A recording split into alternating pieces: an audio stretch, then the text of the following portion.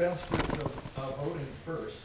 The vice president has a list of nominees. Nominees, And, yeah, and they are, President, Mr. Jerry Wilson, Vice President, Mr. Ron Herron, our lovely secretary, is she here, Carol? Yes, she is. Yes, I'm here. And of course, the indefatigable Mr. Colin Taylor and our treasurer, those are the four members of that. For life, treasurer for life. and, yeah, those are the four elected. Now, is there anybody else that wants to So they're opposed to claim these, Long position. glorious positions? Or self-nominate? No? Okay, then nominations are closed, so everybody that wants to accept this slate signify by saying aye. Aye. All those opposed? The ayes have it, the election is done. We're going to continue with the same people. Yeah, thanks. Not this fast. So, yeah, we like to be efficient here. So the first one, is Javier here? No. No, okay. Is Alyssa here? No, okay. No word from the Treasurer Colin? Yes, we Comments have to make? $1,600.54 and $1,654.53. And that's up because I sent out emails and got a lot of renewals, so Okay. it's up a bit, but it did the renewals. And if you did send in your renewal, you should have got an email saying about it. So Okay. if you didn't, let me know. Well, to show you how my brain works, the financial report reminded me that we get a lot of money by selling things. And some of the things we sell are Meade telescopes, and if you haven't heard, Meade filed for bankruptcy today.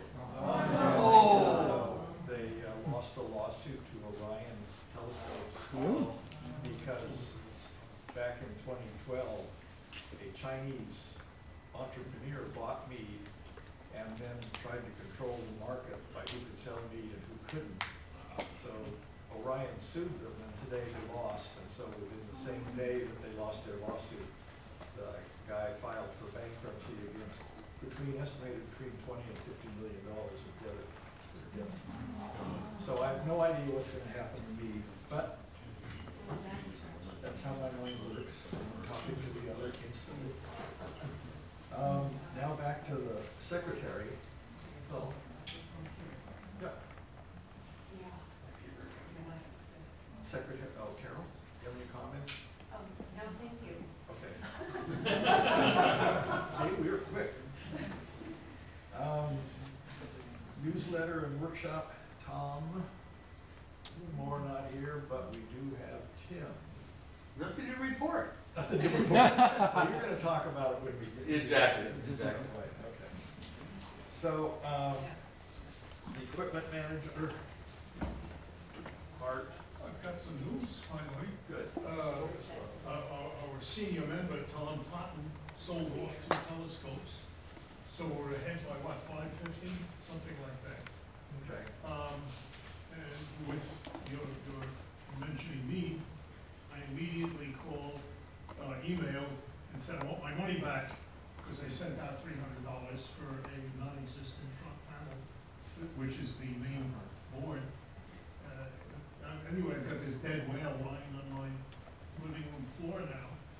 And I don't know if I'll ever be able to get a main board for it. The way bankruptcy goes, I feel for you, but I think your $500 is gone. What's wrong with the main board? It doesn't Wait, work. let's not get off topic. Oh, I got 2 more emails. Okay, you've been credited with the 300, and then another one is, I don't think they ever got the 300. I know they did, because I've been billed for it. Okay. So we'll see what happens. Yeah, no, good luck. It's too late. Okay. Let's see, where are we here? The merch manager. Which, that's me. I understand that we've sold out of calendars. We sold them out in October. Okay, shows how quickly I pick up on things. Who was it that we got the calendars from? Astronomy Magazine's publisher called Comball. Oh, Compact, okay, good. Thank you. And again, we have blankets, lots of blankets. And they're warm and they're cozy, and you can snuggle up to the fire with these and keep yourself nice and cozy for the winter. So I've got these, I have mugs back there, and hats and patches, so if you'd like to come by, I'm right up there. They all Thank you. prepared all of that stuff. Now, the food tonight, Tom and Sarah's have run the food as the food managers during this year, and tonight the food is from Chuck and Pat Portland. And this appears to be the last time that we're going to have refreshments at these meetings. So starting in January, there'll be none of this. What about people bringing ad hoc food as refreshments? Sure, I guess. Yeah, can I say something about this real quick? I was talking to Chuck, and I really wanted to make the last board meeting, but I just wasn't feeling well enough to. But my suggestion is that we just scale it back, and we don't necessarily need to have ice, we don't need to have water, and just what, whoever that was, I'm sorry, said, just people just bring something, or we can still have the sign-up list, and just scale back the production values, you know, and we don't need to have all of that, just, Janet Martin just did incredible stuff, and that doesn't have to be that way. We can just bring Costco cookies and a 6-pack of Coke or something. Well, we'll let people step up as they wish. Yeah. The two things that we do have next week is our holiday dinner, and we will continue having that. We'll pick someone or form an ad hoc committee to do that, and we'll also supervise the June potluck. So those two food duties will continue, but without a dedicated person that runs it all year. We'll just get into it as a group at the administration meetings when we go, when we hear those things. So Chuck, Tom, do you have anything to say? Yeah, just wanted to mention about the holiday dinner. It's this next Wednesday. We've got like 35 people signed up, and 20 came in, so we need to find out what's included at Terry's Plaza Cafe. It's going to be a wonderful buffet, and we'll have a little fun there. And but the main thing is you get to know your friends in the club maybe a little better. You have conversations with people, so I think that's a worthwhile thing to do. And you're also supporting the officers and volunteers to give them some applause for doing some of the work. And hopefully Gerald will thank you speech as well, just to let people know that everyone's being thanked. There is still a sign up for 2020 here. If people want to put their names down, just to let people know that I'm going to bring something in for that month. That's cool, just a month ahead. Jerry's already preparing for February next month. You get your name in for February. Oh, yeah, you're going to set that up. So that's available. Okay. What else Tom, was it it? says I'm bringing that cooler with the drinks. Yeah, so we won't have that. We're not gonna have that anymore Yeah, either. So that's gonna be gone. So that we'll have to bring our own drinks. So that's kind of a shame. But you know, it does take a lot of effort. We have a lot of storage of things and drinks. The way we did it was we stored stuff in our garage and had ice in the fridge, and we cooled the drinks ahead of time, so we didn't have to deal with any ice. We just have a cooler pad that we put in there. The drinks are pretty cool. Please feel free to grab one on the ice chest over there. And so it's a little bit of fuzz. You know, it's doing the preparation for the holiday dinner, with Jerry saying that hopefully there'll be a couple people that'll take that on one at a time, the potluck and also probably the camp out dinner and the holiday dinner, the 3 ones that the club does. So maybe someone will take it on. They'll think about, I like to control the food situation. So perhaps that'll happen. So anyway, yeah. So a holiday dinner, please see us, Colin or I, in the back here after the meeting, and let us know if you want to come. It's a great. I think it'll be a great event here because I haven't seen a buffet over there, so people say that it's a good place to go. And we're paying $30. If you're a member of the club, it's $30, and you're getting like $45 worth of food. So this club is actually sponsoring a big chunk of the food for this event, holiday dinner. So it's a deal. It's a deal. Bar too. What's that? They have a legendary bar, so. It is, the water's free, but anything else you have to buy from Mary's. So, yeah. Be careful with those drinks, they're kind of doubled up. Share with a friend. Alcohol's very strong in Mary's, so be careful. Have an Uber drive you in and out. All right, so that's the refreshments. Okay, well, Sorry. thank you to you. It says.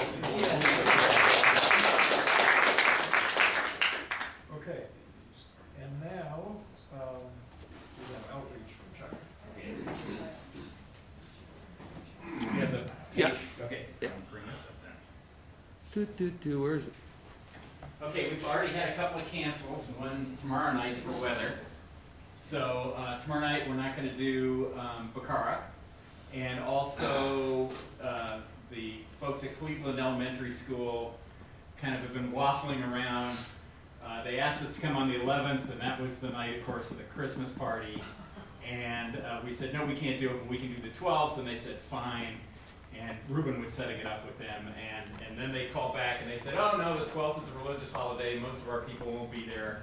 Well, actually, first they said, oh, we're going to move. They were going to have also, last time they had a Christmas music festival or something. And they were going to move that to the same night we were there because they said it would draw more people if both of us were doing it at the same time. And then they said, oh, no, wait a minute, it's a religious festival. We're going to miss most of our people, so can we move it to the 11th? And we just said, no. So they're going to try to reschedule sometime in January. But other than that, weather permitting, December 10th, so coming up Tuesday is Telescope Tuesday, second Tuesday of the month. It's the last second Tuesday we're going to do for this year, and then for next year we're going to switch to the fourth Tuesday of the month to try to make sure we have a good moon to look at with all the lights over there. And then we're hitting sort of Fridays and Saturdays with Bacara, and so Friday the 13th, we'll have a nice lucky setup in our usual place. And then next Saturday, planning meeting at 5, followed by the public star party. And then on Monday, Santa Barbara Junior High. Okay, so we have to send out an email about this. We normally set up behind the Marjorie Luke Theater with access through that weird little street that goes around the park there and dead ends right into the school, and we drive in that way. We can't do that this time. Apparently they demolished their gym and their locker rooms and their multi-purpose building because of earthquake standards, and they're driving pilings down into the ground like 100 feet deep to anchor it against earthquakes. So there's all this construction going on in the area we normally set up. So instead, they're going to have us to the east of where we used to set up, which is like paved basketball courts out there. And so we're going to continue on past the park and past the front of the school and go into their CODA parking lot.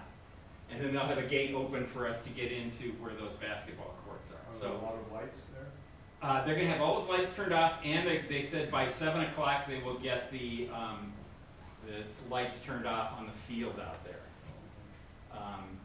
And they still haven't, I just said set up at 6 p.m. because that's what it was last year. I still haven't heard back from them what timing they want on it, but it'll be something like that for setup. And then third Friday of every month, Westmont, at the observatory there with a nice big scope. And then another Bacara Saturday the 21st and the 28th. So it's mostly Bacaras this month. Then that's outreach. I don't have the totals yet for this year, since we haven't finished yet and I've been lazy. But we will have the pins and everything probably by February. And I'll try to give at the January meeting a roundup of what we did outreach-wise for the year. So, thank you.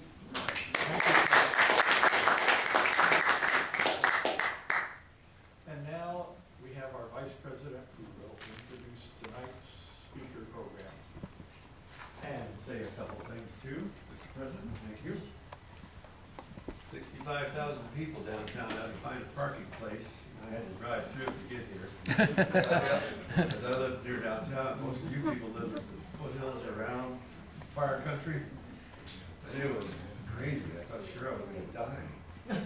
65,000 watching the parade, and maybe 2 or 3 dozen get to decide who runs this club for another year. But thank you very much.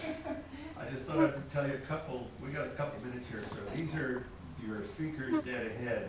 A month from now, on Friday the 3rd, Dennis Willits comes here from VCAS to talk about asteroids. We'll have an awesome show. I turned on to him because he did the speech he's going to do for us several months ago, and it was a big hit. Everybody applauded what he did. And I said, can you do it up here? And he said, sure, I'd love to. Won't have any food for him, but that's all right. We might. Might have some, we won't have a show next door for him, but maybe he won't even know that. The second month, on the 7th of February, Friday, Stephen Estrella, who is a member, he's not here, is he? Freedom Photonics. It's about photographing, I guess, taking pictures. And then one of our own, Chrissy Cook, on the 6th of March, and I'm working on April and May. Tonight we got 4 of our own. I assume they're all here. I'm gonna have you guys, here's how I wanna do it. I'm just gonna introduce you guys in the order you're gonna appear for approximately 15 minutes each, maybe a little longer if we get questions and whatnot.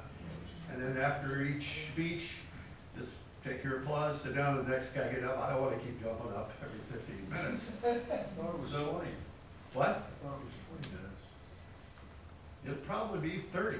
I'll be here till 9:30, Bruce, especially with you. Well, I promised I'd do 10, so somebody can have my 5 minutes. Oh, you're Jim. Yeah. That's you, okay. Is it Farshad? Farshad. That's you, Farshad Barman. Okay. He is first, followed by the inimitable Bruce Murdock, and Jim Williams is here in front, and then it's capped off by Tim, whose real name is Tim Crawford, who I think brought that and is gonna, there he is. All right, you gentlemen, take over, starting with Farshad Barman. Let's give him a big round.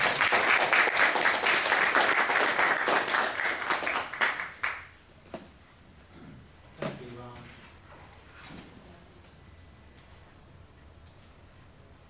Oh, thanks.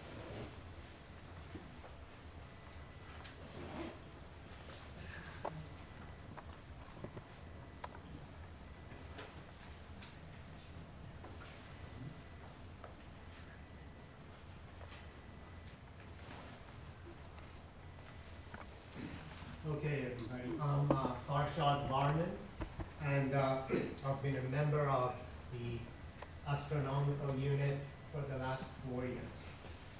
I've been doing some simulations of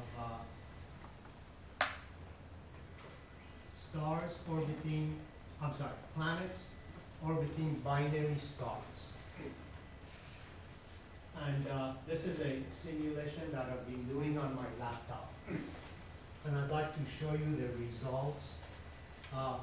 We have actually been able to discover planets that do orbit binary stars. So this is a kind of a computer simulation of those. So they do exist, planets that do orbit binary stars. This is what a sunset would look like when a planet orbits two stars. The stars are orbiting one another, and the planet is orbiting them. So sunrises or sunsets would look like that. Wouldn't that be fun? That is, if there's water on the planet, if there's ocean, and if there's somebody with a camera.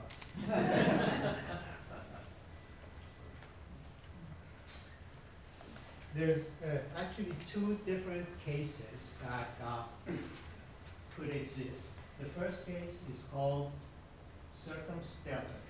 In this case, a planet orbits one star, and then the pair orbits another star. So the orange and the red are two stars orbiting one another, and the planet orbits only one of the stars, called circumstellar. The second case is when two stars orbit one another, and way out here, there's a planet that orbits them. The second case, called circumbinary, is the one that I was interested in. So this is going to be my simulations, a planet that orbits both of the stars. This case, by the way, is proven to exist in our own solar system. Not stars, but the moon orbits the earth and the sun orbit one another, right? So this case actually is not quite as interesting because it's proven to exist, but this one is the one that I've been doing simulations of. And I'd like to give you a little background how I got to do this. Back in 2015, I had a program using Maple. Maple is a mathematical program that does simulations. It's really slow. It's more for presentations in colleges and academic places. And then in 2015, it wasn't working very well. It was really, really slow. When I retired, I met Bruce Murdock here, And he told me that he does have a program that he had written back in the 80s, True Basic, that was working. So we got together, worked on his program, and simulated the whole solar system, 31 bodies. This is, huh? 39 bodies. 39, I'm sorry, that's right, we got to 39. This is all the major planets, their major moons, and some Kuiper belt objects that we simulated. We did a presentation a couple of years ago.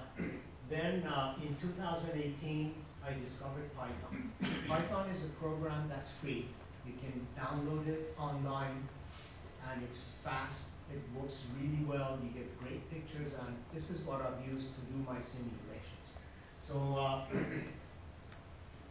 the way it works is Python is the basic program up there, and these two, Spider or Jupyter, are scripts. Those are where you write your code. So you write your code either in Jupyter or Spider, and then you feed it into Python, and it runs it for you and gives you graphs and your results. Just wanted to show you Python with a Y, Spider with a Y, and Jupyter with a Y. This is kind of common in the program Python. Almost everything is written with Ys. Okay, the two cases that I simulated of circumbinary planets. One is a planet that orbits at a very large inclination. So the red and the blue stars are orbiting one another, and the planet orbits them at a very large angle, like 90 degrees. The second one is when the planet orbits in approximately the same plane as the two stars. This is a little more realistic. Usually when stars form, the accretion disk is in the same plane as the two stars that are orbiting one another. So this is less common, this is more common, but I'll show you both results. The first one is at a large angle. Planet orbits at a large angle. It's a planet the size of Jupiter. It's about 25 astronomical units away. So that's someplace between Uranus and Neptune. It orbits every 60 years. The two stars are both sun-like stars, so they're very similar in size. They orbit one another every 5.6 years. They're about 2 astronomical units away. So the two stars are pretty close, orbiting one another every 5.6 years. And then the Jupiter-sized planet is way out there, 25 astronomical units. Okay, first I zoom in and show you the two stars orbiting one another. When stars orbit one another, it's kind of like the nose of a dog following its tail.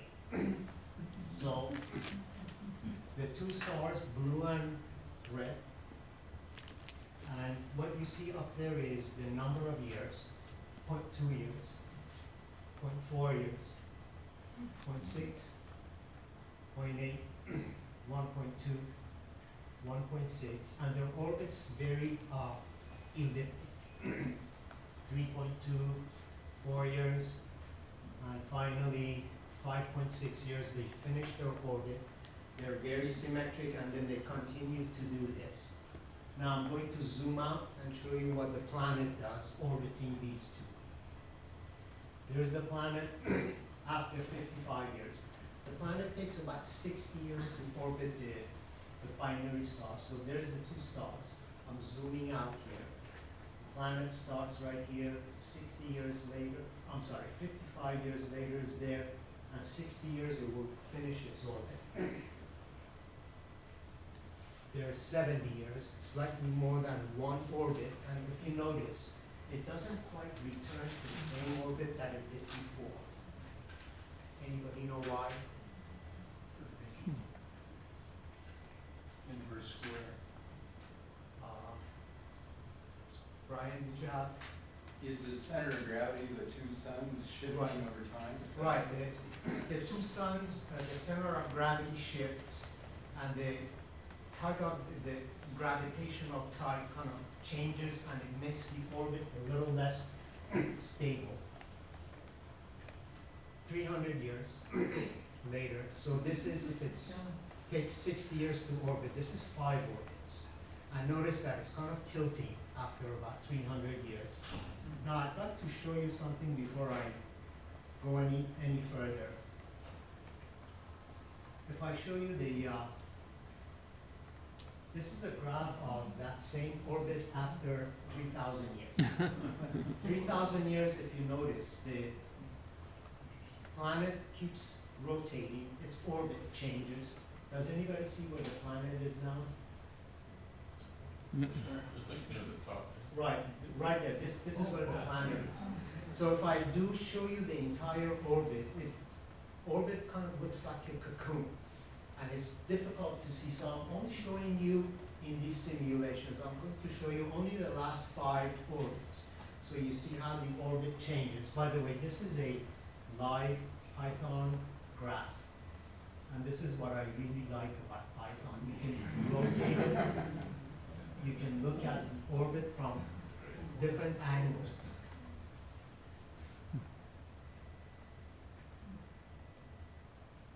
And see what it looks like from these different views. Farshad, Yes.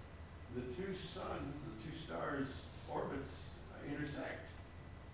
Why And don't at they? this angle, it looks like they intersect. At that angle, they look like they intersect. But if you remember when I showed you the two orbiting one another, you do have two ellipses that are intersecting, but the two stars are always opposite one another on those two orbits. Well, they're always opposite.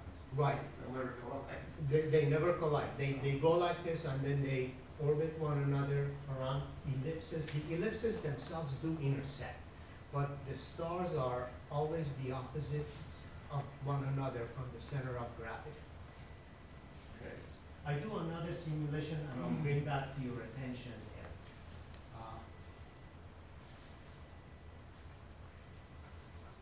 Okay, going back to 300 years, 600 years, and I'm going to kind of go fast so you can see the motion of the orbits. And I'm only showing you the last 5 orbits, 1,200, 1,500 years. This one I like. This is 3,000 years, but only the last 5 orbits. And notice that it's now facing us. The orbit is face on, and it's an elliptic orbit, and these two are approximately in one of the focal points of the ellipse. The other focal point right there is empty, of course. Now notice what happens if I continue to simulate longer periods. This is the full 3,000-year orbits, which I showed you kind of like a cocoon, but I'm only going to show you the last 5 orbits, so you can see what happens to the orbit. 3,600, 42, 4,800, 7,200 years, 9,900 years. Now again, it's,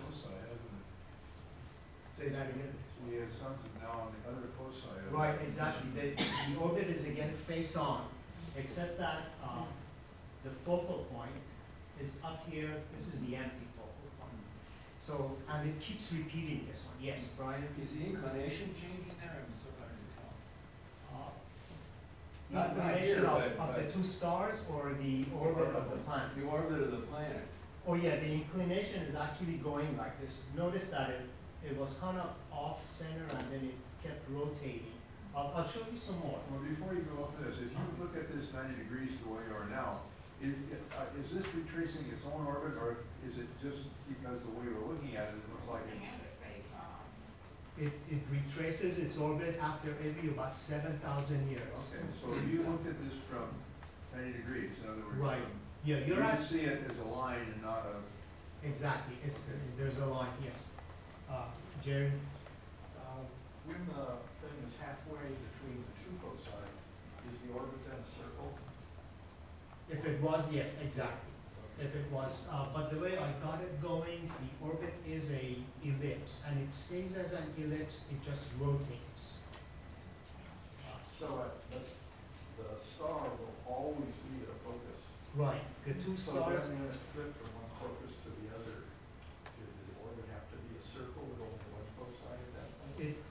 no, the orbit is always an ellipse. Is sometimes when you look at it at a certain angle, it looks like a circle. But it's always an ellipse, and the two stars are at one of the focal points. Let me continue So on you. then it's still at the same focal point, the focal point just flipped. Right. It rotated. No, I'm sorry. The focal point is still the same. The two stars stay put, Yeah, but this other focal point rotates up and down like yeah, this. right, that's what you showed earlier. Exactly. So let's continue. 17,000 years later, it goes back again, where the focal point, there's 17,000 years, so the focal point again is down here, the other focal point up there. 24,000 years, same thing again. So it continues to do this. It's a periodic behavior, and the orbit is stable. 32,000 years. I just did 500,000 years just to make sure. It takes about an hour and a half to do this 500,000 year simulation, so I didn't do any more, just to make sure that the orbit is stable, the planet continues to rotate. Just to summarize this one, the orbit is stable, planet is a gas giant, 25 astronomical units away, way too cold at that distance, so beam me up, Scotty. This system would have no Goldilocks zone for any planet that exists. Probably not, this one will not. So there's no planet B so far. But I'd like to go to the other case, where the inclination is small. What type of stars? What I showed you, the two stars were sun-like. They're the size of the sun. Is that the question you had, Tom? Okay, let's go to the other case.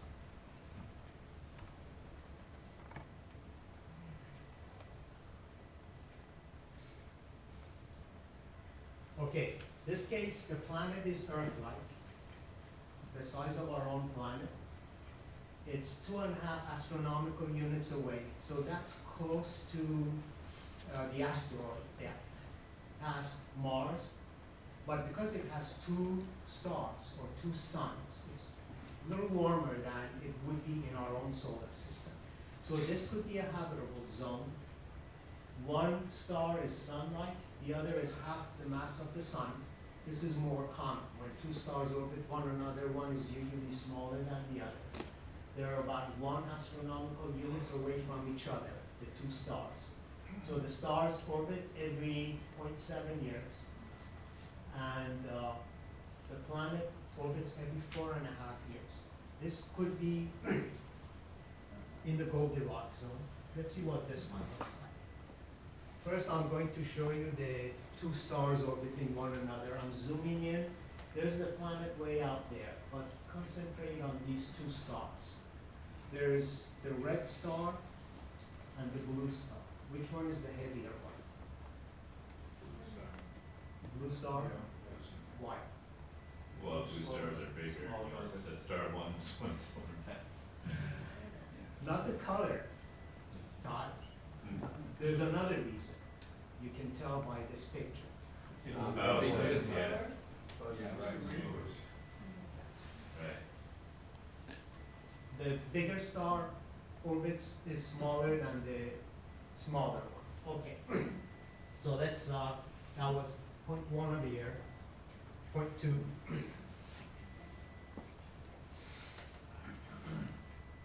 0.3. Now you notice like the nose of a dog chasing its tail. 0.4. The planet is out there orbiting them. And then after 0.7 years or 8 or 9 months, they close the orbit. Now again, notice the two orbits, one looks like is inside the other, but they're actually orbiting one another. And the reason the blue one has a smaller orbit is because it's the heavier star. Okay, I'm going to zoom out and show you the planet orbiting them. 50 years. It orbits every 4.5 years, so this is about 10 or 11 orbits. 500 years.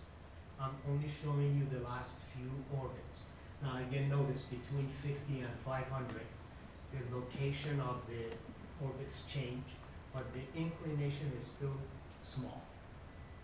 1,000 years, 5,000 years, 25,000 years.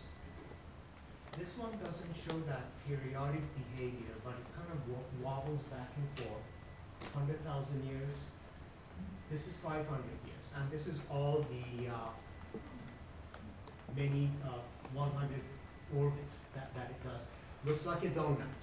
So the orbit, there's a word for the shape donut in mathematics, or torus. It's a torus.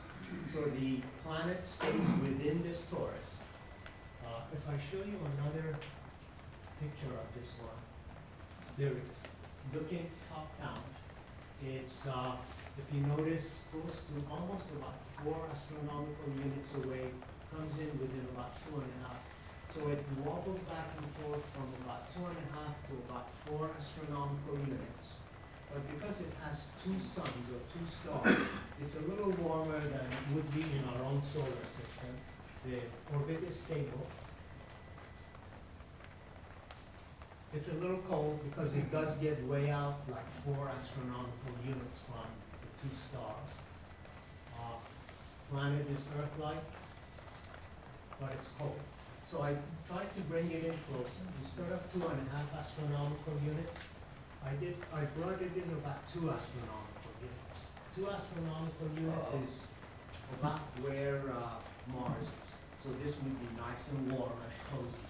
Notice what happens to its orbit. It starts to quickly wobble away after 50 years.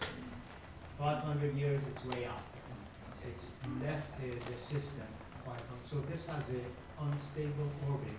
If you bring it in close enough to warm it up for life. Summary again, it's if the orbit is about 2.5 astronomical units away, then it's stable. You bring it in closer to make it a little warmer, it becomes unstable. So there's no planet B again. Okay, that's about all I have. Are there any questions?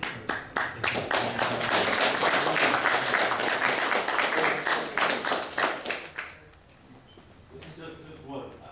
You could do something similar with our solar system using Jupiter, couldn't you? The sun might be a dinky little circle in the middle, and Jupiter has its regular orbit. Exactly. In fact, Jupiter and the sun orbit one another, like any other planet and its stars. But the sun is so much bigger that it just wobbles back and forth slightly, like Jupiter orbits it. And it's this wobbling that people use to discover planets outside of our solar system. It wobbles about equal to its diameter. Right. It wobbles about the size, so if it's a ball here, it goes to the edge and then goes back to the other side. But if the 2 bodies, let's say they're suns, so it has to be if they're bigger than Jupiter, get to about the same size, then these 2 circles overlap? They're not inside each other? They overlap. They're not one inside the other. They overlap. But if you notice, as they overlap, one is on this side and one is the opposite direction. They're always the opposite of one another from the center of mass. But if you take a look at the 2 orbits, yeah, the 2 orbits look like they overlap. Yes? So if you were modeling our solar system, the Earth's orbit would be much more stable than it is. Exactly. The Earth's orbit does wobble just a tad bit, but if you look at the picture of But it, not it anywhere just, near. no, it just looks like a nice, neat ellipse that does not wobble at all. And if you were adding other planets in Uh-huh. the same disk, would you see a much wider variation? Would they affect one another? Yes, in fact, they do. If you simulate, in fact, this is what me and Bruce did. If you simulate Mars, which is a smaller planet, it has Earth on one side and Jupiter on the other side. Its orbit does look like it wobbles a tad bit, and it does. And when you simulate it, you do see a slight bit of wobbling in its orbit. The moon is a very good example. The moon wobbles all over the place because of the gravity of Earth and the sun together make its orbit very wobbly. Well, it also wobbles because if our solar system were nothing more than Jupiter and the sun, they would be two stable orbits like you showed. Exactly. But they aren't, and all the other planets, they get in there and they punch around. Exactly.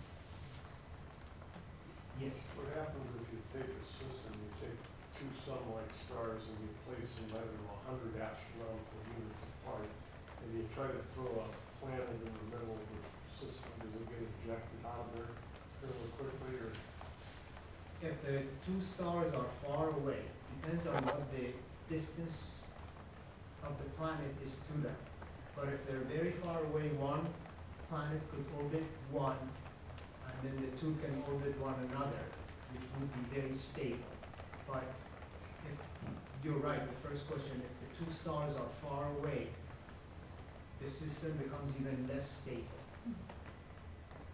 The example that they have discovered, the two stars are very close to one another. Less than one astronomical unit. Okay, well, thank you all very much.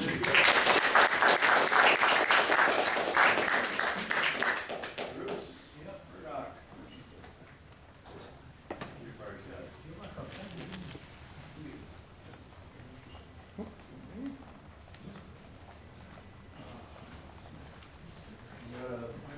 Yeah, this is a clicker and it's very the lasers in the thing.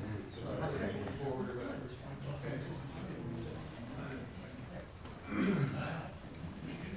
Back in June, Art Harrisman and myself went to the Owens Valley Radio Observatory, OVRO, which is outside Lone Pine. And you can see one of the large telescopes when you drive on Highway 395. It's one of, they were going to have 8 in an array, but they only built one and they didn't build the rest. What happened? It didn't go. Photo after point good. It's not clicking right click or left click. Oh, right, okay. Okay. So it's about a 6.5 hour trip right off my GPS of our trip. It was about a 6.5 hour trip, including our breakfast stop in Mojave. So we left at 3 in the morning, got up to the observatory at 9, spent, I guess we left around 3 p.m. or so, and got back home at 9 o'clock in the evening. And I don't mind. My Suburban is very easy to drive. Put it in cruise control and walk. So we ended up at this is the big antenna you can see from right here from Highway 395. And there's a scattering other antennas. I believe they have 110 antennas there, as I recall. So this one is the big one. It's 40 meters in diameter, a little over 130 feet. It works from 13 to 18 gigahertz, and they are studying blazars, which are radio emitting stars. And we got to go up in this one. You can see the little platform right in here. Come on, go ahead. There we go. Closer view. And one of the things you'll notice is it isn't on the ground. It's supported by 4 corners. And it's actually on railroad tracks. Because as I said, this was going to be part of an 8-element array. But they only built the one, so right now it's just there, all by itself. There's an entrance on the back side. Well, here's the platform, and you can see the elevation drive over here, that big gear. The whole top rotates an azimuth. And here's looking underneath. It's clearly not being supported by, I think this is some air conditioning, something that they put in later. All right, here we are on the back side, going in, and, come on, do it. Intrepid people going up the stairs. Let me show you a picture. There's several levels, so you go up here, and you go up another level, and this right here is the base of the mechanical room. Here we are going up another level, and then here we are in the mechanical room. This is one level below. We go out this little door over here, up another flight of stairs up to that catwalk. I think the motors in here are about 20 horsepower motors. These two things are gear. There's a motor back here. This splits it. This stuff goes up, and these go up to the two spur gears that drive the big sector gear that does the elevation. And it's hard to see. This is a 105-degree field of view from my camera. I just can't get everything in. Back here is this drive shaft is for the azimuth drive.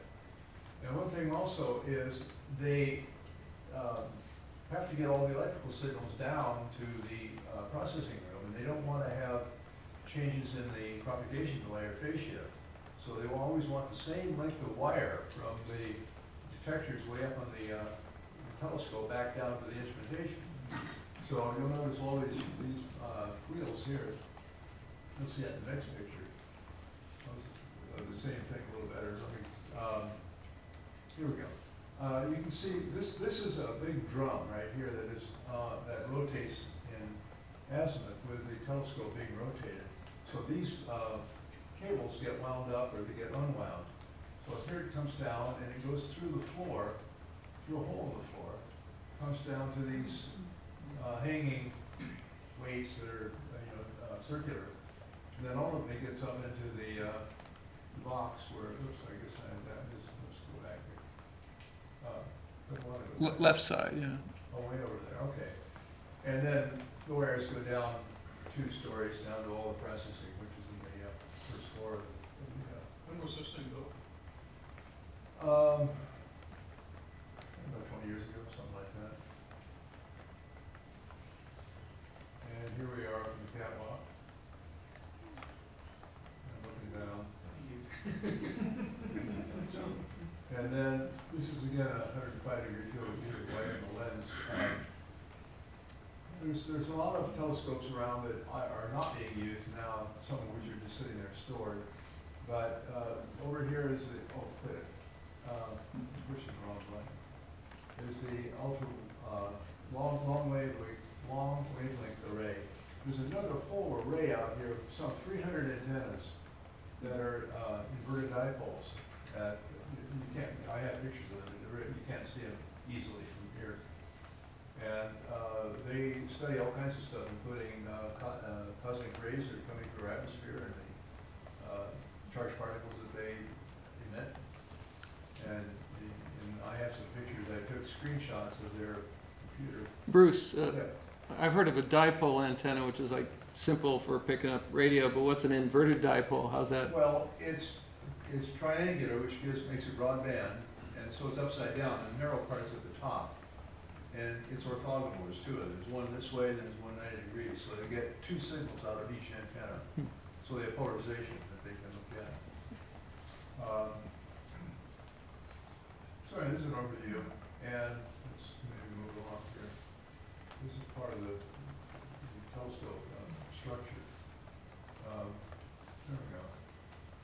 CBAS is CBAS all-sky survey, so they have a number of antennas around it like this. They're always in arrays, because then they can do beamforming. Each antenna, first of all, doesn't have a single detector. They generally have a pod of detectors, like 19 or any odd number that nestle together.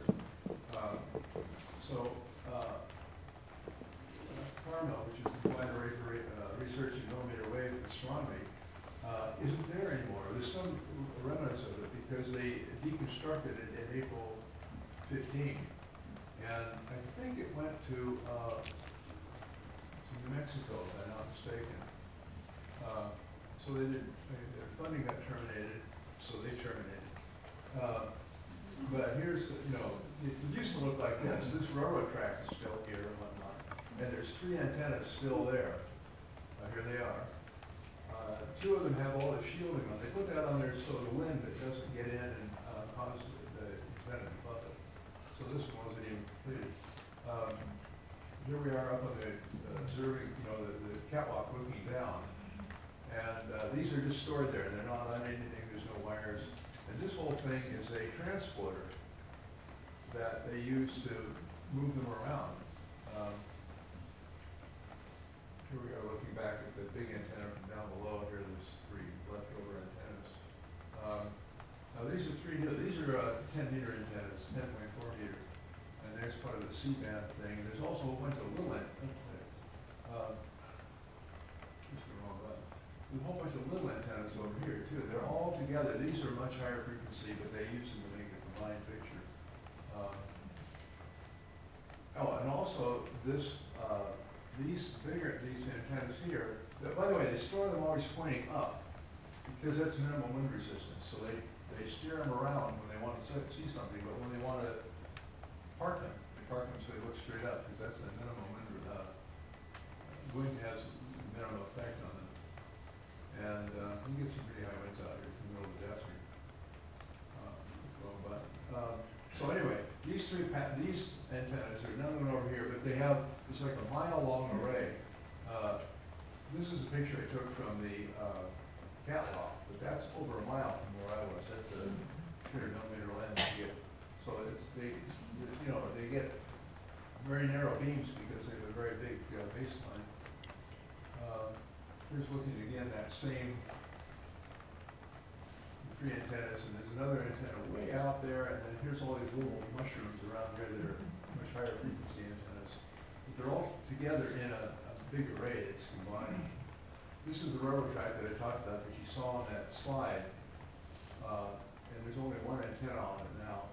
The other 3 over there, and the rest are somewhere else. They have these fiducial things here. So when they come in and put an antenna, when they're used to, they would set it down, and it actually had cups that would go over these, so they knew exactly where it was. Those have all been surveyed in. These are the 10.4 meter antennas. They have a detector of 19 nestled horns, and they each again have 2 antennas on the bottom, so they can detect polarization. Here they are again. We actually walked up, I think it was on that one, here. It was great. Everything was open. The principal investigators were there. They'd answer your questions. And I was asking a lot of quite technical questions, and they'd answer them, and they'd say, oh yeah, well here it is, look in here. And I took a lot of pictures. I tried to keep this a little short. Come on, here we go, another view. And more of the same. Okay, these are a Cassegrain telescope. This is a paraboloidal surface, and up here is a spherical reflector that they can move up and down for focus, and they can move back and forth for collimation. And it reflects into that horn array that's buried in here. And this thing is all at liquid helium temperatures, so they have to get, wrong button. That's the 19 times 2 wires, cables coming out. So this is all full of liquid helium. So you got to get liquid helium up, down, all the 38 coax cables that are from the 2-dimensional 19 horns, and electrical, all kinds of stuff. So a lot of stuff that's got to go up there. This is one level down. Bruce, what does the liquid helium do? It makes the noise, cuts the noise down. The Johnson noise, the natural noise of electrons moving around. Square root 4 root of 4 kT R delta F. So T, and that's T in Kelvin, not absolute. So the lower you make the temperature, the noise goes down, everything else being equal. So this is just where the wires come in. There's 38 cables here that go into this processing thing. This is, as I pointed out in the big overview from the catwalk, this is another little building that has a lot of neat stuff in it, and this is where a lot of the displays are. So, we went in there, another tourist. And, this is where they were, this is interesting, the guy is showing, these are a whole concatenation of display, of radio display and, the visual. So you can see on the one what the visual was, and over here they've overlaid the radio astronomy image of the same thing. And so I did a bunch of screen captures, and so you can see when there's a solar flare, like here. In radio, you don't see much in the, well, you see a little bit there, but you see a whole lot more in each one of the radio images. And I should go back. These are not just one frequency. There are 4 different colors there, and there are 4 different bands. Come on, move. There we go. So I will dwell on this. Here's your inverted dipole, Tom. Uh-huh. And Milky Way. I didn't take this picture. Here we are. There's about 300 antennas. They're like mushrooms out there, but you can't. You know, they're squat. They're not. No, they're probably, I don't know, 10 feet tall, something like that. And then here's a little further away. Here's some pictures they took. These are screenshots off of their computer. Just my camera to take a picture of the screen. So here's the, and notice there's some people up here. And I don't know what normally I would think these would be in some sort of rectilinear array, but they aren't. They seem to just be sort of sculpted. Here we are again. Here's the same people right up here. Oh, all right. Now, this is again a screenshot of what I thought.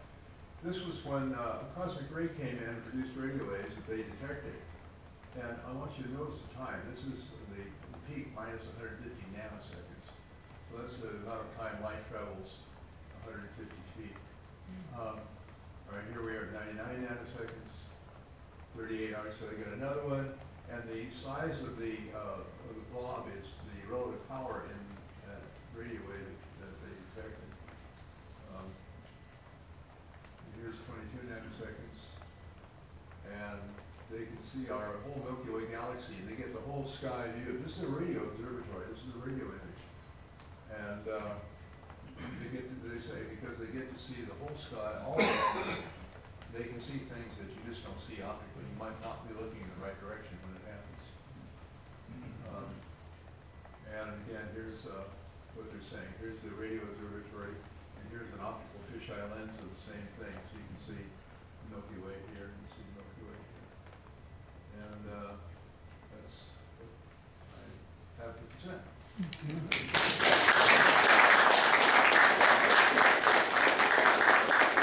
I did talk to Barry Remus, who's the chief investigator there. They do this every year. I'm going to do it again next year. I think this was wonderful. Oh, they have one special time where they go out visit. Right. They open the place up. See, normally they have a tour once a month, but it's a guided tour. You have to be led around. We had one other place. We could go any place. It was wonderful. Anyway. Bruce? Who? Yes. He's a major funder of this. That's what I was going to ask. Oh, there's a bunch of, because they've been built over time, it's public funds. I don't know who they're affiliated with Caltech. They're not affiliated, they're part of Caltech. Bruce, what about the land? Whose land is it? I assume Caltech bought the land. Really? I mean, this is out in the middle, this is scrub out in the middle of We the know, road. the land out there cheap. Probably cost $1,000 an acre. If that. Yes. So what is the range or radio wavelengths that they're looking at, and what do they pick up in these different wavelengths, do you know? Various molecules radiate different wavelengths depending upon their size, and they're like little solar systems, right? They have resonances. So they're like the long wave array goes from 28 to 80 megahertz. The reason they don't go above 88 megahertz is that's the bottom of the FM band. Mm-hmm. So there's too much. They still got a lot of interference from power lines, from arcing corona, radio stations, They were saying car ignitions and. car ignitions, everything. It's, so they have a challenge. Anyway, so they cover from 28 megahertz up to 58 gigahertz, but not continuous. They're, like there's a water band at 6 gigahertz, so you don't see anything there.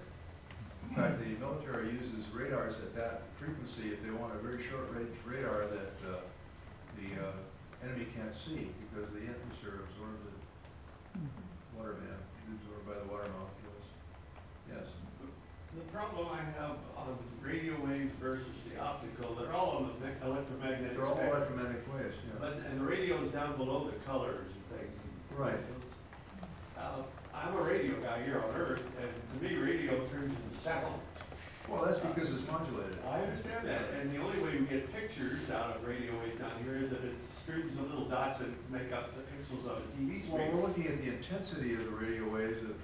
There's, the only modulation, if there is just the intensity of it as a function of time. Okay, so if they were sending us a television image of their own or radio We wouldn't see signals, it here. you wouldn't see it on these. No. Okay. Well, see, that's SETI, Search for Extraterrestrial Intelligence. And what they do there is they have a big, a dish, and they have a very broadband receiver that's going into a spectrum analyzer that's got thousands of channels. So they're looking for spectral things that come up and go down that have some sort of period to them, some sort of pattern. And It turns into a picture. not, well, they don't demodulate them to the, like TV signal. No, but he showed us the overlap. There was more stuff from the Right, radio. so what those were, let's see if I can get it back there. That, like that, No, you know? the two screens. The solar. Oh, all right. Way back at the beginning. Yeah, keep going. Oh, there it is. Yeah. These are, again, an optical telescope. We're not looking, when we look at the light, we don't look at the modulation on the light. We're looking at the intensity of the light. In other words, you look at a planet, it's brighter where the planet is than it is around it. And you're taking a picture. It's a snapshot in time. So these are snapshots in time. And here's this is the sun. And you're having a coronal mass ejection. And right here. And here's the same picture of optical overlaid with the radio image of the same thing. Again, the intensity of the color represents the wavelength that they're looking at, or the frequency either way. And the intensity of the color represents the intensity of the signal they got at that wavelength. Is that used in the spectrum, a spectrometer? Can you get elements and things? Does it Well, matter? they have 4 bands, so yeah, they're using the spectrometer with 4 bands, not 1,000 bands. You just happen to pick 4 frequencies. Well, they did. For some, there's various molecules resonate at different frequencies, and they chose the ones with, oxygen and nitrogen, and I don't know the numbers, but, There's an infinite number of frequencies on that spectrum. Isn't there? right, but there's a discrete number of frequencies that are radiated by atoms. Oh. So they're getting excited like when a cosmic ray hits, it ionizes the atmosphere. Those atoms now radiate at specific frequencies, and they're detecting them. The radio gives it to us as well as visual too, right? Well, they're all the same, they're all continuous, they're all electromagnetic waves. The different frequencies. It's Different frequencies. I think you did good. I guess I'll give this back to you, right? Who's up? Very good. Jim got it working. Jim.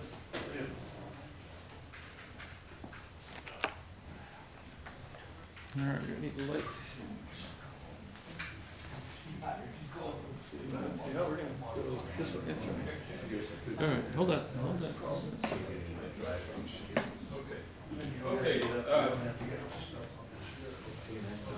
this talk is not quite as scientific, but it does have some elements of it. To begin with, I bought a 3D printer a few months ago when I've done some things with it, but I've got some things I'm going to show you before I show you the things I printed. And so if you could run, I've got 3 video clips, and if you could, I'm afraid I'm gonna trip on this stuff.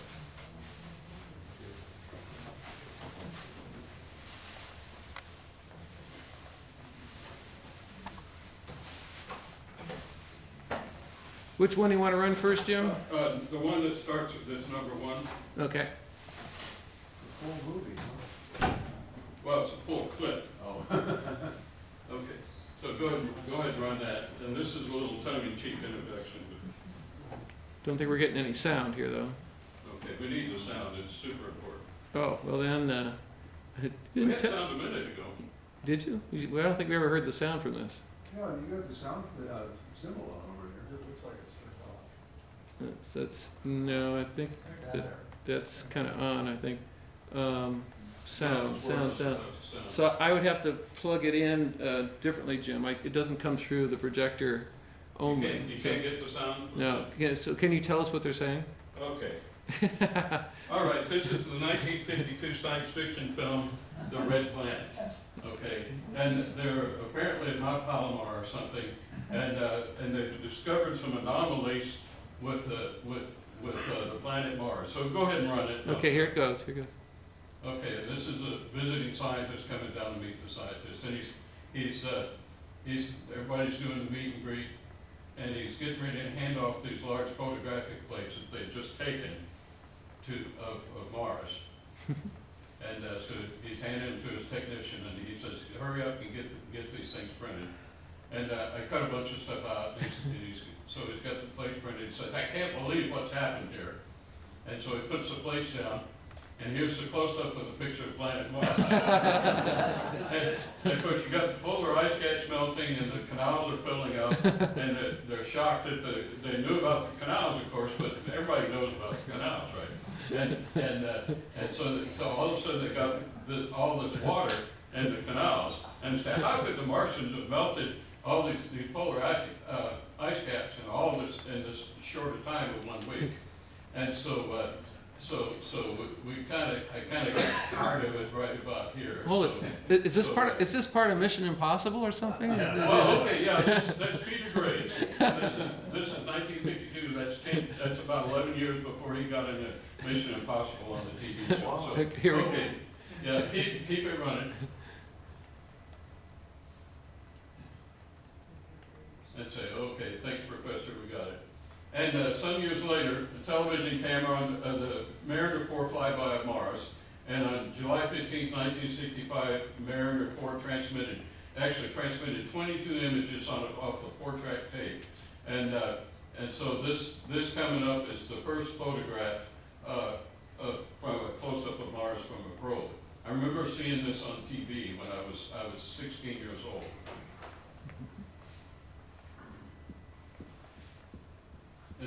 The probe only took 22 pictures, and it was from a television camera. There were no digital cameras.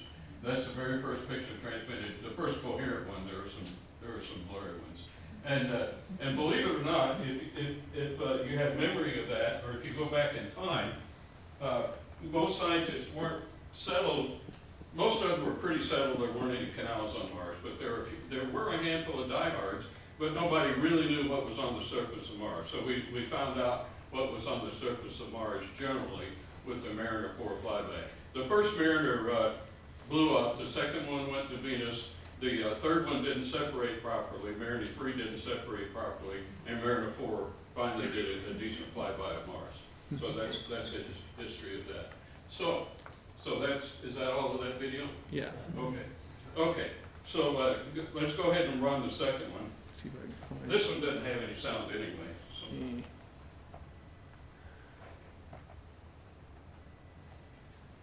So on this NASA website, they've uploaded 105 different stereolithography files that if you have a 3D printer, you can print these things out.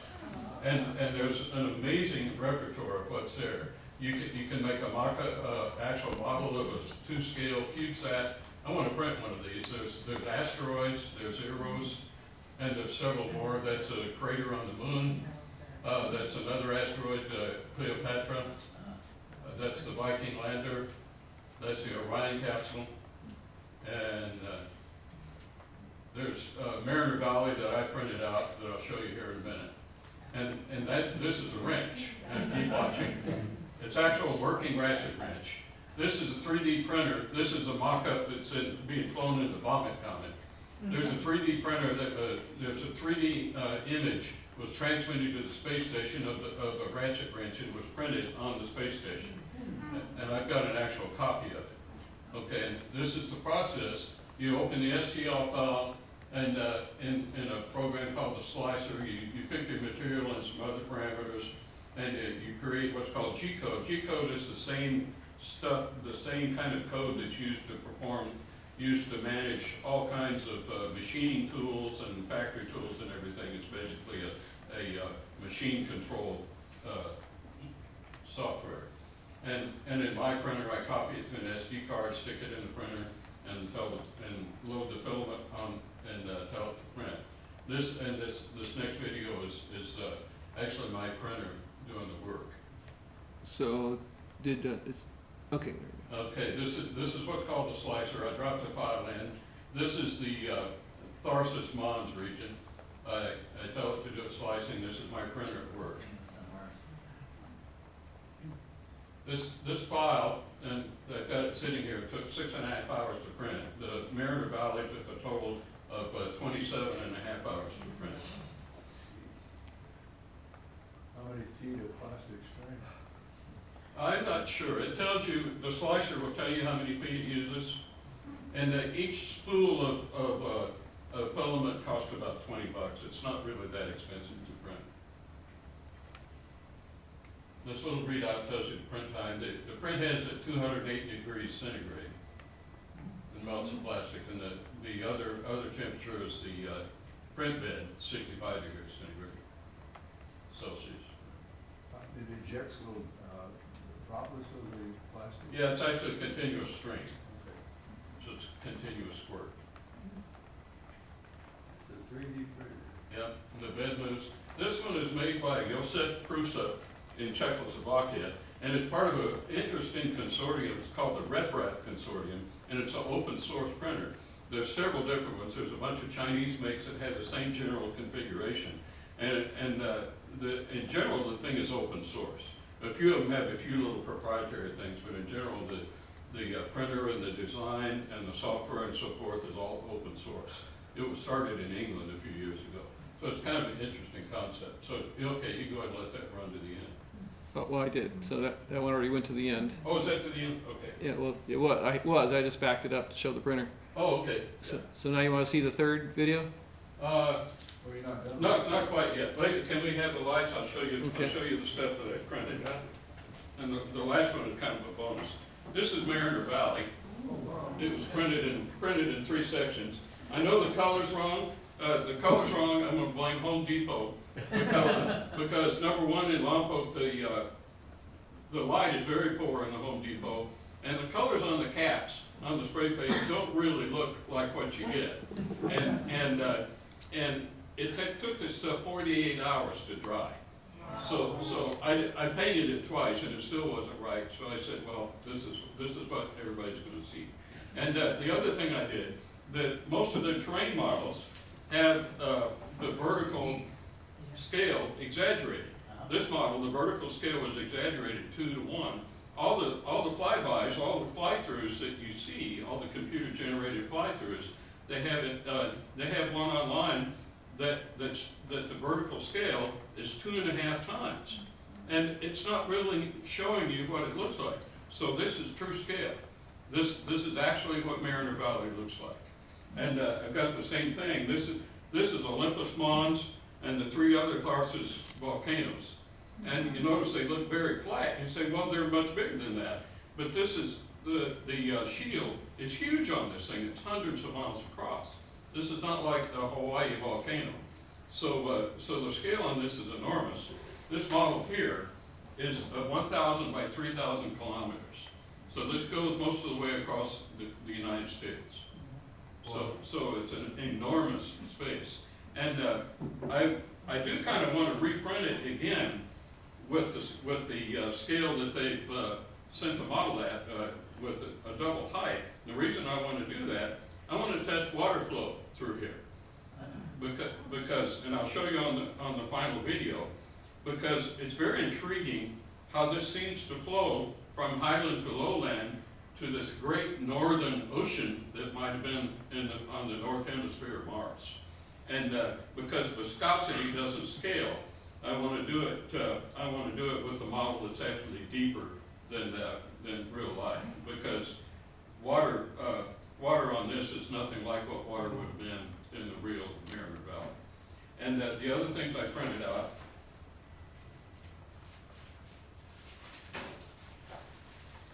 this, anybody recognize this? Saturday fun, yeah. No, much smaller. Ballpoint pen? It could be a ballpoint pen. It's much smaller. What this is Explorer 1. This is the very first American satellite. And I was the third grade expert on Explorer 1. Actually, the teacher said, is anybody able to draw it on the blackboard? My hand went up because I've been following this day by day. And so I drew this to scale, to real scale up on the blackboard. It's about 89 inches long and I don't remember, 10 inches in diameter or something. And does anybody remember what Explorer 1 is famous for, other than being the first satellite? What's that? Exactly. Discovered an anomaly in the cosmic rays and actually led to the discovery of the Van Allen radiation. Did you? Yeah. Awesome. So anyway, this is Explorer 1. And this is the space station ratchet wrench. And it actually works. I don't know for how long. Is that the size that they use? Does this come apart first for you to print the No, pieces? it all printed in one piece. Whoa. And it has marked on it as part of the file, it says 3 inch-pounds. Does it have a direction lever? Yeah, but I can't get it to work. I think that's what it is. There's a button on it, but I can't seem to get it to work. But it works in one direction. What scale is that? This is not scale. This is an exact, printed from the exact file that was emailed to the space station and printed on board. They can get those big old paws or? What's that, 1/4 inch drive? Yeah. Oh, inside? Oh, okay. Looks like, Yeah, but the picture of the astronaut in that video, this is what he was holding. So I just printed it 1-to-1. So you had red plastic and a lot of the other stuff, and then this is white plastic. Can you get any color you want? you can get a whole lot of colors. They tend to be pretty bright colors. Most of the stuff that I do, I don't just download stuff in print. I print stuff related to my fountain pen hobbies and stuff that I'm designing, so I didn't bring that stuff to show. And I found some more subtle colors in the bright primary stuff that most people use, and found some shades of brown and so forth. And they tend to be more expensive because they don't seem to sell as well. But one spool of plastic goes a long way. One problem with the filament is it's hygroscopic, and so you have to keep it in a sealed bag with desiccant. And I left one overnight out for 24 hours.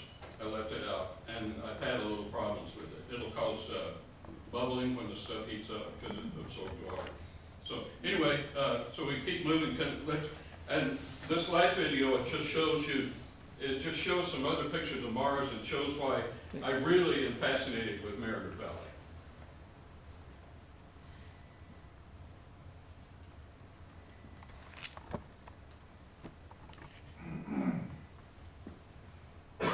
And I've got three slides coming up. You can see Merida Valley, and the lowlands are blue. And you see how it kind of flows into that big ocean-looking area in the north. This is just the other hemisphere. You see Merida Valley there? I just went back there for you. Yeah. Oops. One more time. So you can point it out again. So it's flowing upwards. Yeah.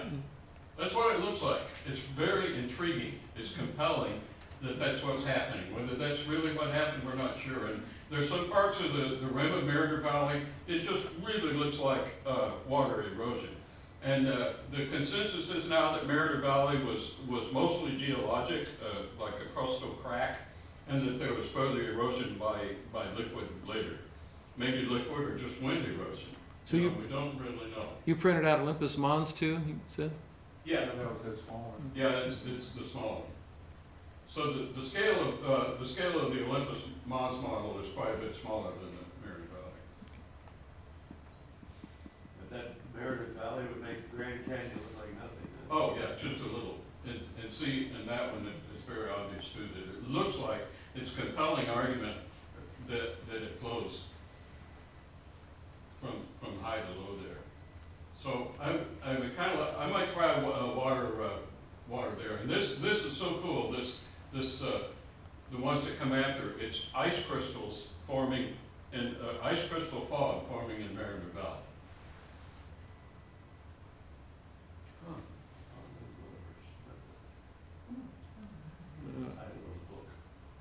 And it just makes you want to go there. Which direction are we looking here? Oh, down into the valley, okay. Yeah, we're looking straight down. Okay.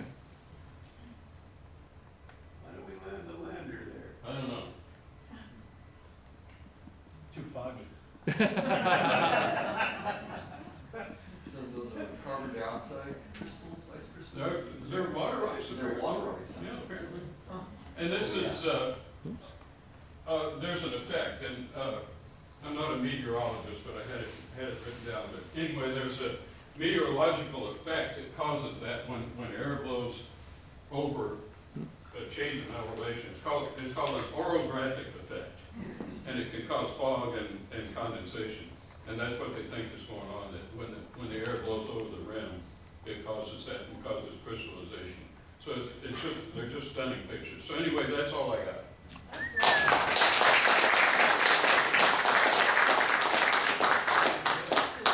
How deep is the valley? Do you know? 4 miles. Whoa. 4 miles. So you can come up, I'll leave these models out, and they're about, other than the time I put into sticking these together and painting them, there's nothing really valuable. How deep is the Grand Canyon? Maybe a mile? At the most, yeah. What about the deep sea trenches? How deep do they? Oh, I don't know. I'm not a geologist. 30,000 feet. Are they? So that's where it's. 36,000. Mariana Trench, 36,000 feet. Okay. So 6 miles. 6 miles. Frank Crawford.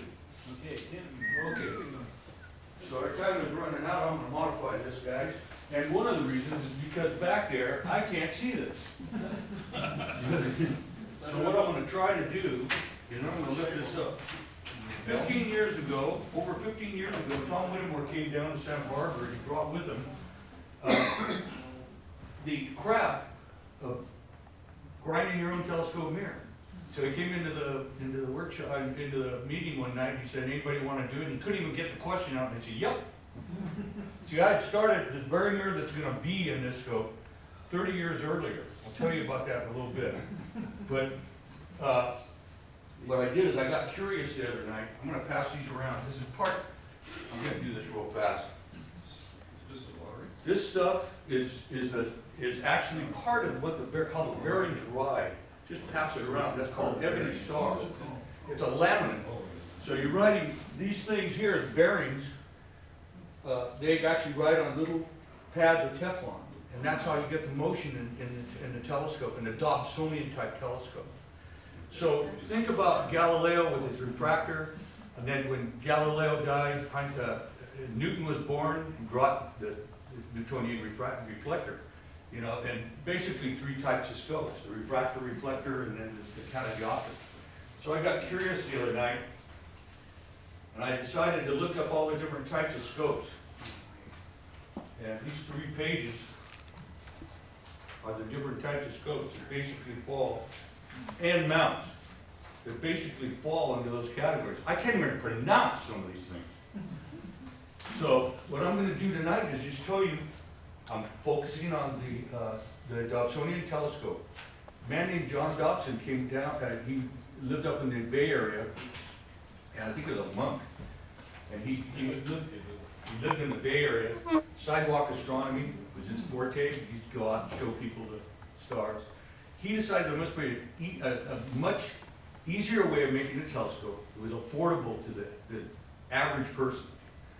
And you could build an actual pretty large telescope.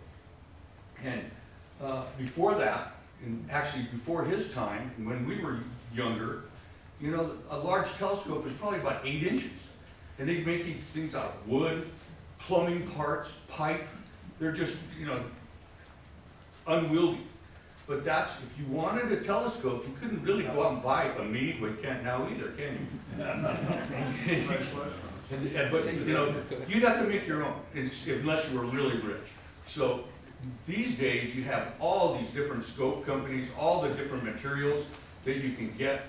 A McMaster car is an incredible source for parts that you can find to build these things. I was talking to Jim earlier about that 3D modeling. I'm a dental technician by trade, so I'm really familiar with when we send out models to different companies that scan in your mouth. They scan them in and they'll actually mill copings or full contour teeth. And those things are so sophisticated that if it won't fit, the computer locks it out. It won't let you do it. Well, this one I didn't make. I didn't have that, you know, I didn't have that feature. So after I built this, I found all kinds of things that didn't work. So there's a lot of things I liked about it, a lot of things I don't like. Let me try to do something here. The tube, first thing you go for is the tube. That's colored in neat colors. Yeah, obviously it's obsolete then. So the first thing you really want to do is make a tube, because the design I made, which was really Tom Whittemore's, who's my mentor, he taught me all this stuff. He decided there must be a way of making a bearing. These are the bearings that work up, you know, for your altitude here. And I don't know, can I get this up here? Sure. Nice. So you can see that these, you know, these little Teflon pads here, these bearings are going to ride in that. And I found that I had to put in little side shift blocks here to keep it from going back and forth. That's one of the first things I found out when I actually tried to put the tube in there and rotate it around or move it. It was sliding all over the place. So, but you first want to find your tube, and from that diameter, from the OD on that diameter, you're going to find out what kind of width of bearing you're going to need. So we use these little truss tubes here. There's a really clever little gizmo that goes inside these, and it's a threaded insert that you press fit into these tubes, so that you can put the you can cinch them down with bolts. And then this thing is really neat, because when you I'm going to remove these things. I'll tell you about these little guys. One of the things that doesn't work on this, you can just release the tension on this, and this will slide up and down the tube. And then tighten down. The whole idea of it is for this to pinch the tube, and so that you'll stop it, so you can move it up and back for balancing your different weighted eyepieces. It actually didn't move as well as I thought it was going to move. It wasn't as smooth as I had anticipated. So I think, like a lot of people that are that build scopes, one man in particular, Albert High, he has multiple sclerosis, so his telescopes that he made, they have to be incredibly, they have to be built just so that he can take a wheelchair and move up to it and see the eyepiece. You know, he also has to make them so that he can see him in a wheelchair. I just want to tell you, I'm gonna move away from that for a minute. Here's a book he wrote on how to make these portable telescopes. I started getting into this, and I decided that was going to be quite a task. It doesn't work out that way. When you're looking at these books, here's another one by David Creevy, the Dobsonian telescope. He's the guy who makes the Obsession telescopes. So when you're making a telescope, there's always a book, someone that has some recommendations that you can follow. I told Joe Doyle when I started this, I didn't have plans. I just decided I wanted to make one using a sonotube. The sonotube is just a concrete form. These are the things you see on work sites where they put them down, they put rebar in them and fill them with concrete. They're cardboard. A perfect night to bring a cardboard tube. So, you know, these guys, they make the open truss designs. The Dobsonians, they indeed got huge. They made one that was like with the yard that we saw up at RTMC. You know, it's a 3-foot mirror. They use these huge ladders to get in it. Another guy, Steve Kennedy, he came up to Lake San Antonio with, I think, a 24-inch mirror. 28. It was 28? And the ladder, my ears popped about 3 times on the way up the ladder to get to the focus. It's incredible. The ladder got too tall and will be. So the sub F4 telescopes came to the front. Everybody's starting to make these now.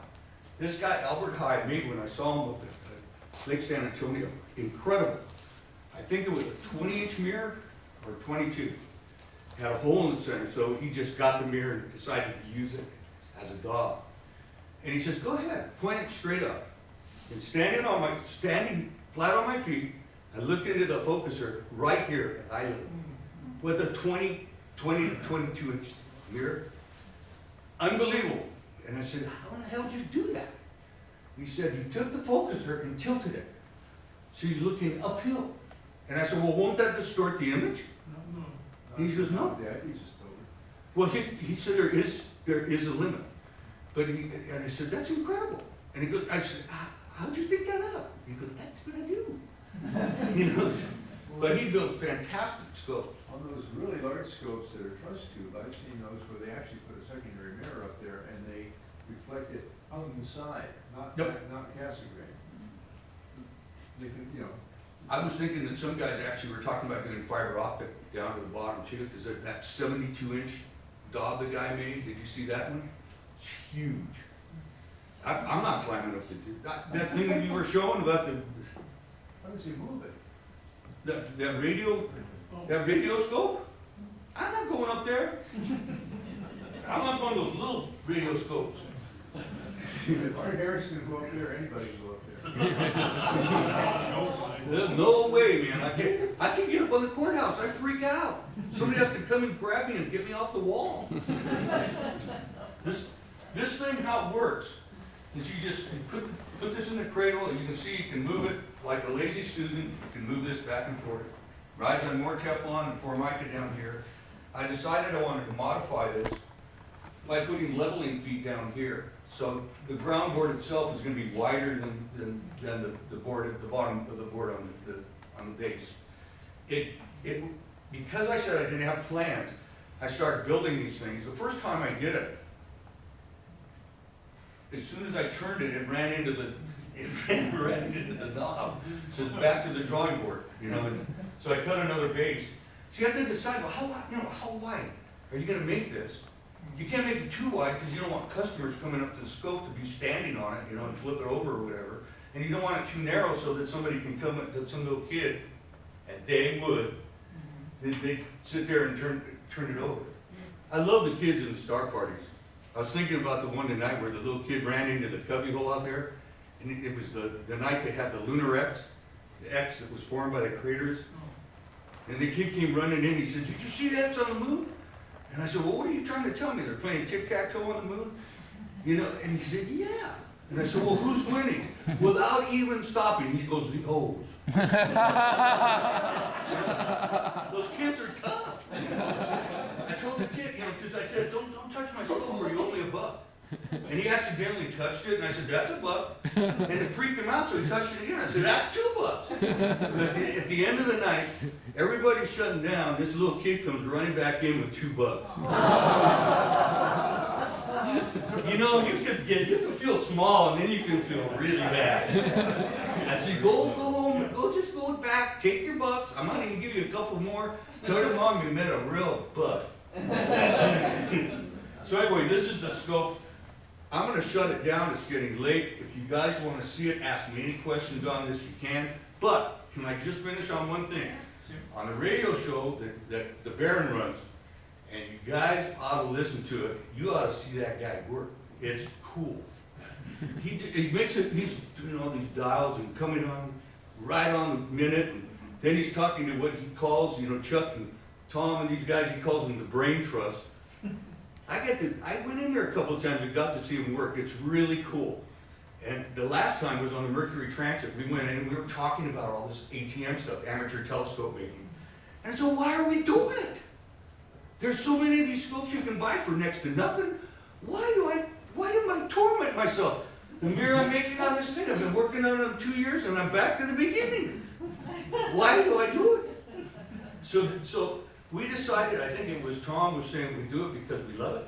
Jerry, I think, mentioned because he wanted a scope that he knew was going to be better than a commercial scope. By the way, sometime I want you to bring in that mirror cell that you made. You guys want to see something that looks professional. He designed with his bot software, designed this mirror cell, and then he had somebody in town do it, and anodized aluminum. Incredible. It looked so professional. He did it. Makes this look like junk. but you know, I told the Baron, I said, you know, with guys like Galileo and Newton, and you had people that were in the industry, Leon Foucault, who made the pendulum. He was the guy that designed the knife edge test that we test our mirrors with. You know, I'm sitting there grinding on these things and do it for hours. And I'm thinking like I'm visiting them. That's kind of me. I look at it as a passion, but I'm kind of going back and thinking, man, it must have been exciting to figure that stuff out. Really cool. But it wasn't only that. When I started this mirror 30 years ago, I bought a mirror from Douglas Telescopics. I lived right around the corner, and I set up a 55-gallon drum, filled it with water, put a worktop on. He gave me the mirror, the tool, all the grits, and a book by Alan Thompson. I opened the book, I read the first paragraph, closed the book, emptied the 55-gallon drum, I put all the grits away for 30 years. And it wasn't until Tom Whittemore came in here and said, does anybody want to learn how to do it, that I raised my hand. The point is, it's nice to have a mentor, somebody to show you the way. And it's what our club does. When we go out in the night, we're kind of shepherds of the night. We go out there and we're kind of looking at the flock up there, and we're telling anybody that comes in there that wants to see these things, we show them so that they can learn. They can learn how to find stars, or why some little drop is 4.5 to 4.6 billion years old. It's older than Earth. But it's to show them. I wouldn't have done this thing if it weren't for Tom coming along. So I think one of the good reasons to do the ATM stuff is so that we can pass it along. We can push the envelope, make a better scope. I'm going to stop. One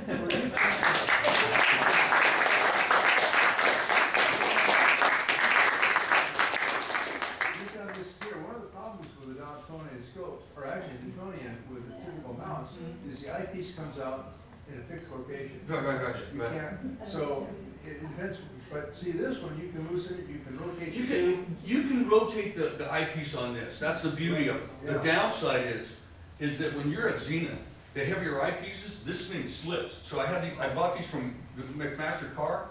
I know it looks simple, but it works. You just shove them in here. It stops it from, at Zenith, it stops it from going down. There's a beauty in simplicity, and I am simple. You know, so. What are you gonna be finished? Is it ready? Well, all I have to do is finish this mirror, and it's ready to go. That didn't answer my question. When? That mirror is cursed. It's cursed. I start that mirror, and I only work on Tuesday nights, and it's 2 years ago. I'm embarrassed to say that, but it was 2 years ago. I kept scratching. I kept polishing the mirror, and then somebody came along, probably Bruce, with his flashlight, and he went, look, there's a scratch. and I'd scratch it, so you have to always back up to the previous step. You have to regrind it. So I'd regrind it. Then I repolished it. And in repolishing it, Bruce comes up with his flashlight, look, there's a scratch. 5 times. I'll keep them on too. Dude. And Bruce, he's a troublemaker. I told him this thing is, I said, I don't like the way the bearings came out.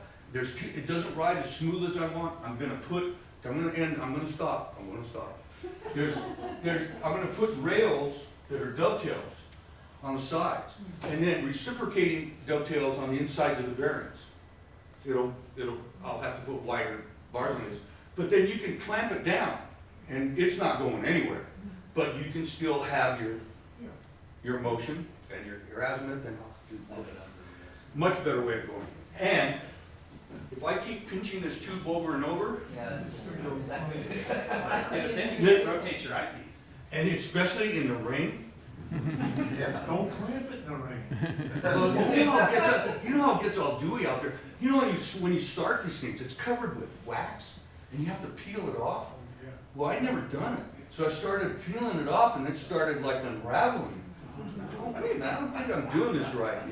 So as usual, you never really figure out the right way to do something until you're at the very end, and you go, ah, that's how.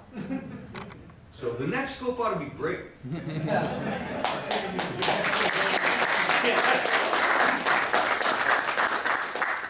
I've been told I can't give you a cup. I missed something. Oh. what We is had it? a guy, who am I thinking of? Ferris. Mike Ferris. He's a fantastic telescope maker. He made an 8-inch like this, took a month.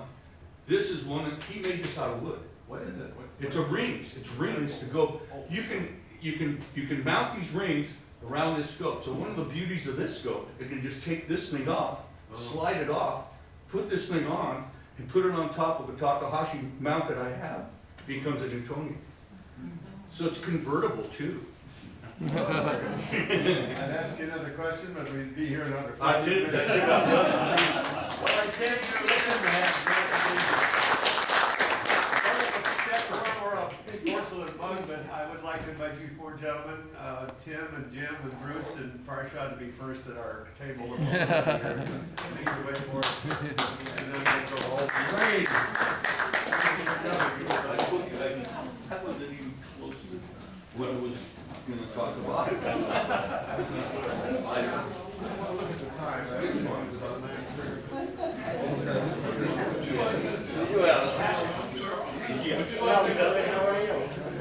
This guy, every time we go to the workshop, this guy brings a joke.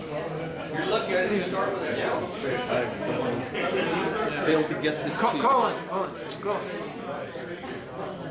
$30. I'm gonna write that down here. All right, thanks. Give Colin a That way check. we don't get like 2 ships passing in the night. Yeah. Thank you, Steve. Thanks, Tom. We'll talk to you. One more, the last one, 1709.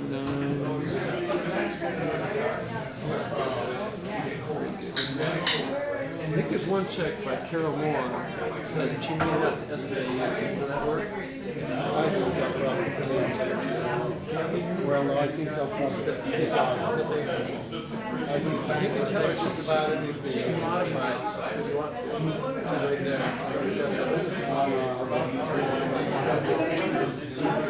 Good.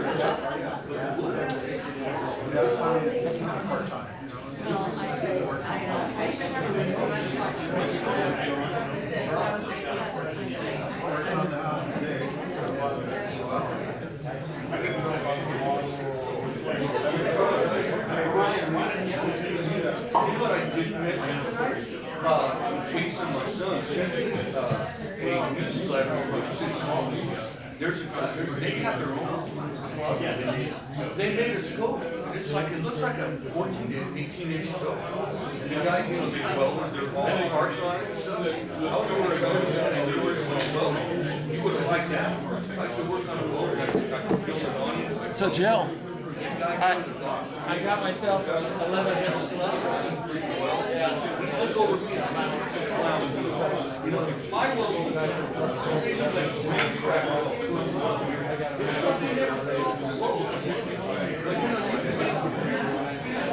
yourself. 5 to 6 boxes.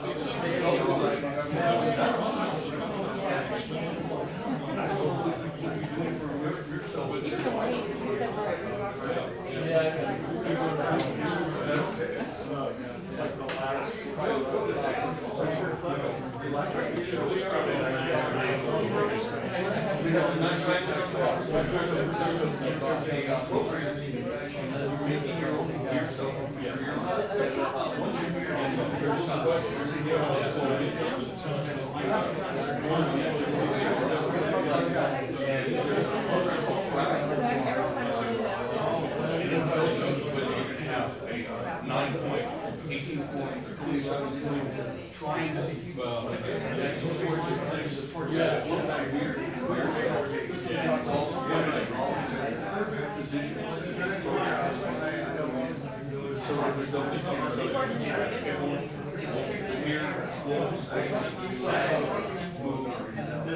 What one? Yes.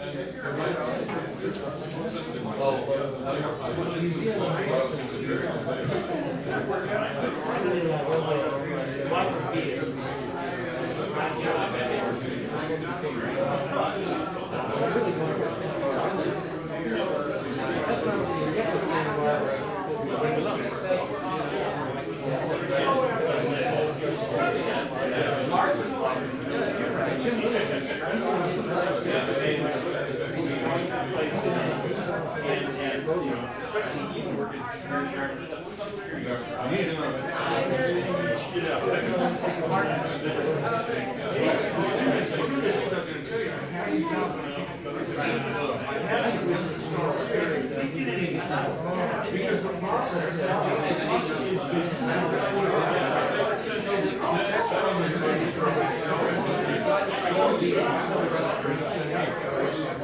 Well, I put it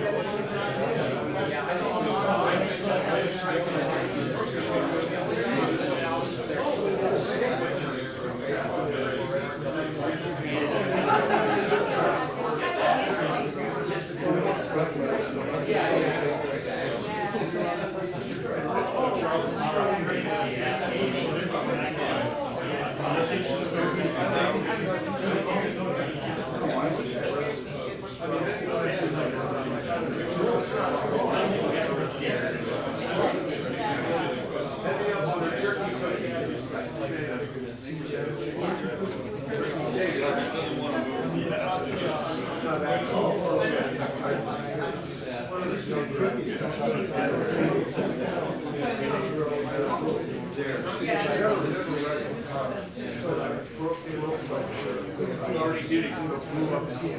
I've got to knock that down. I read it. And I found out the first time I did it.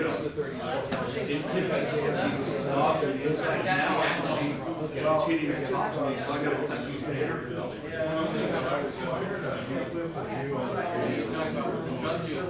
Because that's another part. I feel like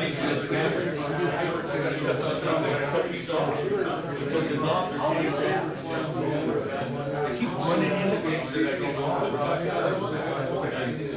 But you just, the more you do, the more you start. Yeah. No, but it's, I start modifying it. Long shots, I'll start getting better.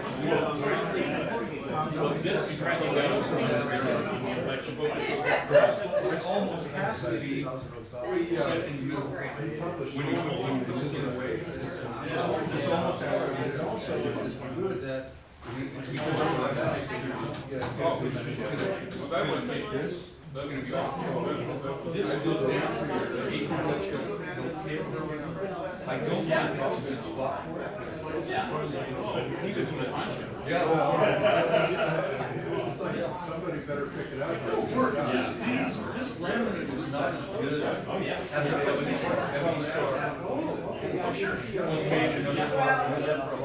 Yeah, it was the same farmer's field that started out as the same.